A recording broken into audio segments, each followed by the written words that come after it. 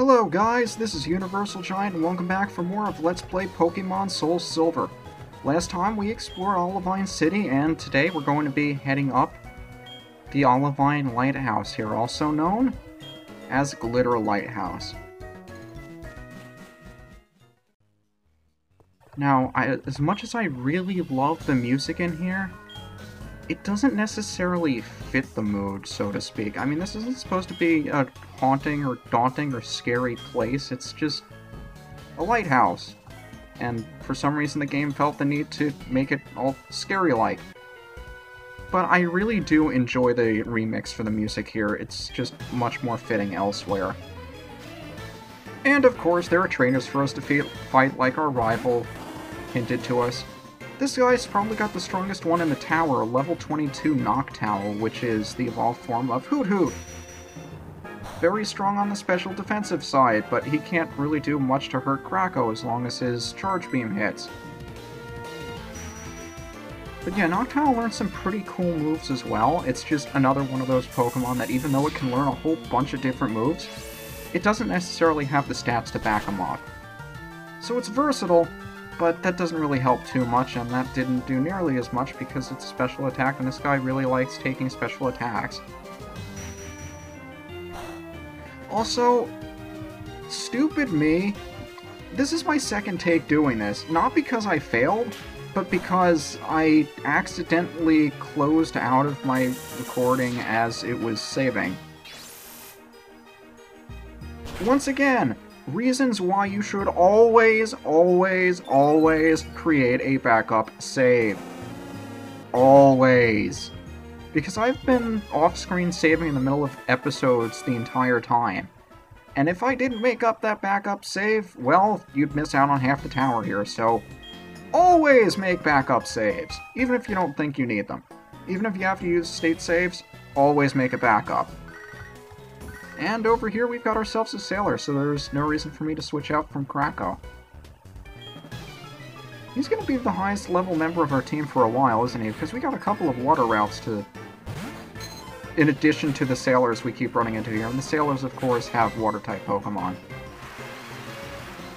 Now, the really important thing to note about his Poliwag using Rain Dance is that he also has the ability Water Absorb, so if you try to take advantage of that Rain Dance by using a water move of your own, he's going to absorb it and heal himself. So be careful. Why did I think Krako was level 25 already? He's only level 24. Like I said, I haven't had to re-record anything really up to this point, so if I sound a little bit off or a little bit ahead of myself, that's why. It feels really strange for me to be in this position. Which is why I'm not sure if I made the joke about Poliwhirl not necessarily having a mouth. That might have been the last episode, or it might have been cut off screen, I'm not entirely sure, because I probably should have listened to the audio. I kept the audio. I don't know why. Nothing was necessarily funny about it, but I kept it. First turn wake for the win! God damn it, Krako! It's a 90% accuracy move, and you missed it 3 times already! And since it's raining, Water Gun's going to be doing more damage than it should. So whether or not we knock this guy out, I have to make sure Krako switches, because he's not going to be able to outspeed him. Thankfully, we did knock him out. And we got the Spec Attack boost, despite the fact that it doesn't necessarily help us, because we finished the fight anyway. Oh well, we'll just not use Krako for the rest of this dungeon. And even though there are 2 trainers in the lighthouse that we can get phone numbers from, they're both just the floor above the ground floor, so we don't necessarily have to backtrack through the entire place just to rematch them. They're right here. And that's really nice, because if you're going to have trainers in a really tall tower like this, it would be really nice to have Krako for you. I'll heal him up, fine. I'm not going to be using my super potions for much anything else. Although somebody else really should be getting more use. Oh well. It's really nice if you have a tall tower like this, to be able to rematch the guy without having to go through the entire thing. So if you have to have 2 guys with phone numbers, you might as well have them on the first floor. But I suppose that's the next best thing. And another one of those trainers that just has 5 really weak Pokemon as opposed to a few good ones. And I really should have charged up your Charge Beam. See, long fights like this are really nice to use Charge Beam in at the beginning, because if you're lucky enough to get the stat boost towards the early portion of the fight, you can raise your special attack for the rest of them, and it makes sweeping a lot easier.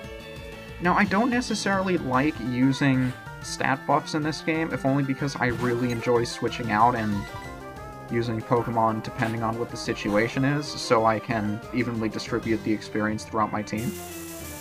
So I don't generally like using stat buffs. But of course, if your aim is to sweep a team, then your best bet is to use those stat buffs and just stay in there. Because if I switch out Krako, even though he's got 2 special attack boosts, those are going to go away as soon as I switch him out. So if I switch back into Krako afterwards, he won't have those stat buffs anymore. Besides the fact that he's already out of Charge Beams. That's really the only disadvantage to Charge Beam, besides the fact that it misses 90% of the time. I mean, as opposed to having Thundershock, which I got rid of for it. That it only has 10 PP, whereas Thundershock had, what, 25 or so? So I can only use it 10 times before it runs out. And you can heal PP at the Pokemon Center or use Ethers or Elixirs. I don't think we've picked up an Elixir yet. But Ethers restore a move's power points.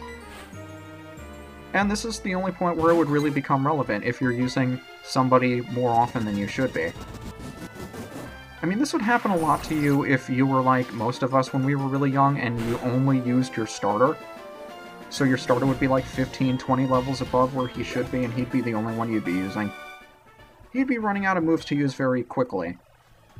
But since we've been evenly distributing the experience and we have a well-diverse party, we can just change who we're using and keep going.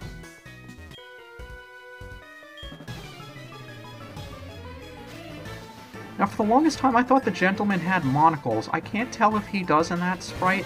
I'm pretty sure they did in the original Gold and Silver. At least I'd like to think they had a monocle. I'm not sure.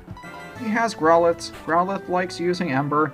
Lupus likes using Flash Fire to absorb Ember. I imagine he has some other move to hit us with, but he really likes using Ember. I just like staying out here and killing him. But probably the next time I pick up a Gold version or Heart Gold, I imagine I'll be using Growlithe on my team if for no other reason than he's really cool and I'd like to use him. I like half finished one run through a game where I used Magmar, which you could pick up in the Burn Tower. But that run didn't really go far. It was one of those runs that stopped because I didn't feel like experience training for the end of the game, so I just kind of stopped. And yet another one of those things that I probably talked about in the last episode, but I can't remember if it was cut from this one or not. I want to try to distribute the experience evenly throughout the course of the game as opposed to saving it all for the end. But Marill is really strong on the physical side, defensively, so that may not knock him out. Unfortunately for him, or her, HCB is very powerful. Yeah, one thing I didn't mention about Pokemon genders... Oh, TM87 Swagger, I completely missed this on the first take. I'm glad I picked it up here. Very interesting but situational TM. It will inflict the opponent with confusion, but it'll also raise its attack stat 2 stages. Now, this is a double-edged sword in that if you hit yourself in confusion, how much damage you do is dependent on your physical attack stat. So if the Pokemon hits itself, it'll be hitting itself for twice as much damage as it would normally. But not only will it eventually recover itself from the confusion, free rare candy behind the lighthouse here, but if it breaks through and does hit you, it'll be hitting you for twice as much damage. So if you're going to be using that, it's best to use it on a special attacker that can't necessarily use the physical attacking boost against you. And also, if you wanted to heal up, you should have healed up before making that jump outside the tower like I did. Because, at least to my knowledge, there's no way to get back to the Pokemon Center for a free heal until you get through the rest of the lighthouse. There may be, I've never bothered looking for it. I don't think there is.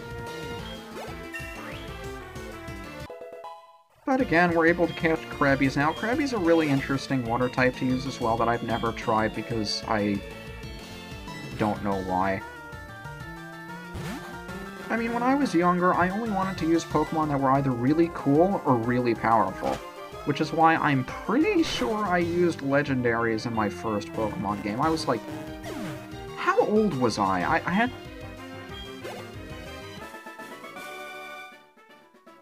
I'm pretty sure my team consisted of all three of the legendary birds from the first generation. And for some reason, I remember whenever I matched up Moltres against Articuno or Articuno against Moltres that Ice was super effective against Moltres despite the fact that it was dual fire flying type and it should have only been neutral. I'm not sure if the super effective, not very effective mechanics were the same back then. Because if it was the case where an ice attack was super effective against a fire flying type, then I should probably switch out here. Then super effective moves would override not very effective. But I don't remember if that was exactly how it was, or if my memory's just really fuzzy, because that was a very long time ago. But this guy has a Spearow, and its evolved form, actually. Again, Spearow's fairly fast, and fairly strong on the physical side, but it's not as well balanced as Pidgey is. And those of you who are there for my Fire Red stream know that I did use Pidgey on my team. And I really do like Pidgey's balance a lot more than Spearow's. I'm not sure. But its evolved form is Fearow.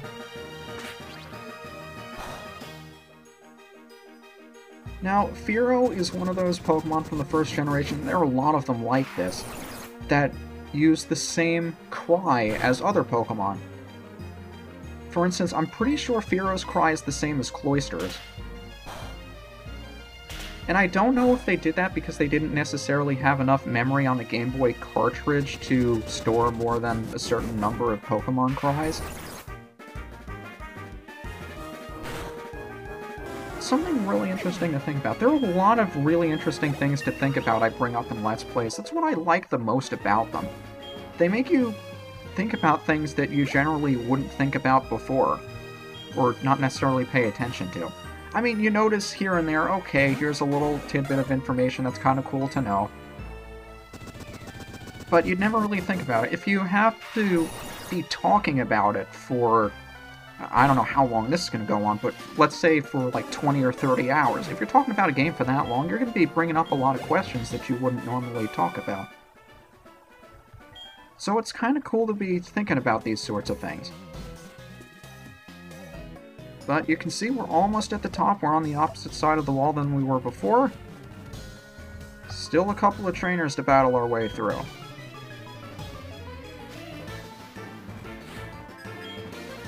Now, I remember the lighthouse in the original Gold and Silver version was kind of like a spiral, where you'd walk up the outside and there were holes in the floor along the way that would make it really easy to make your way straight back down.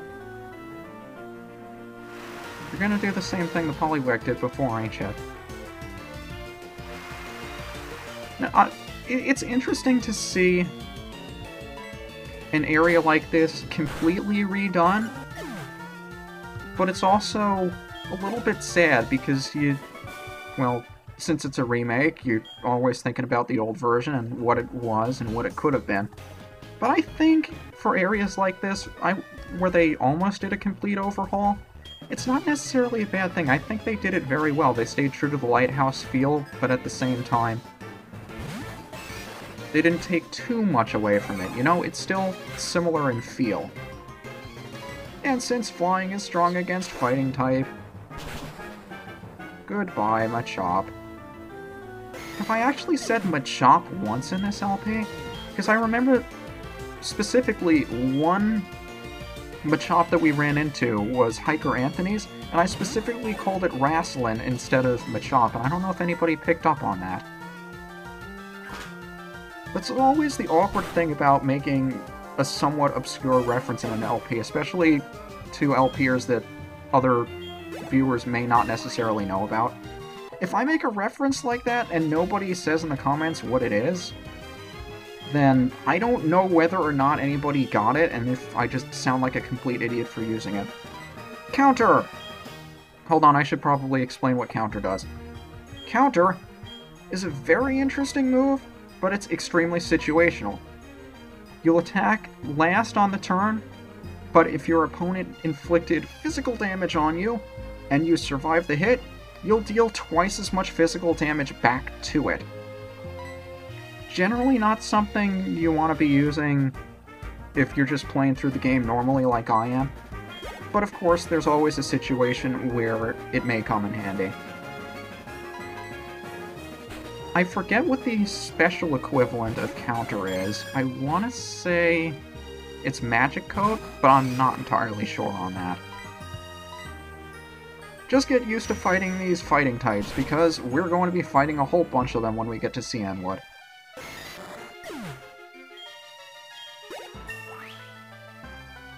But about the references, I can understand if people don't say it either, yeah, okay, it's a reference, we get it, or, oh god, did he really just make that reference?